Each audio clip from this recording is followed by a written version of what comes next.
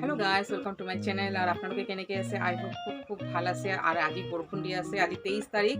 R আজি হল শনিবাৰ তো এতিয়া মই গধূলি ব্লগটো বনাই আছো এতিয়া ইমান ধুনীয়াকৈ বৰষুণ দিছে আপোনালোকে বৰষুণ দিছে হ'ব তো এতিয়া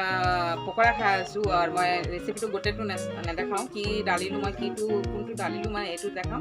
তো বৰ ভাল লাগিল কিয় বৰষুণৰ মাজতে মানে পিয়াজ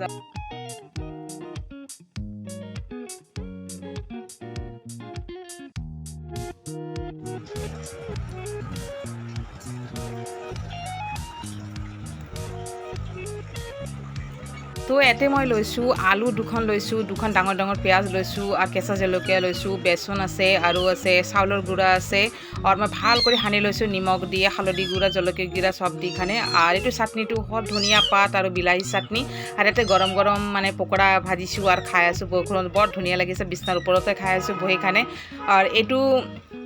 ৰাতি টিফিন হলেও বা ৰাতিৰ যদি খানা হয় আপনি টিফিনতো দিব পাৰে অফিসতো দিব পাৰে মই এনেকৈ বনাই দিওঁ আৰু বৰ ধুনীয়া লাগে টেষ্টি লাগে তো আলু আৰু পিয়াজৰ যে পকৰাটো খাই চাব ভাল লাগিব তো কেনেকৈ লাগিল ক'বচোন মোক তো আজিৰ কাৰণে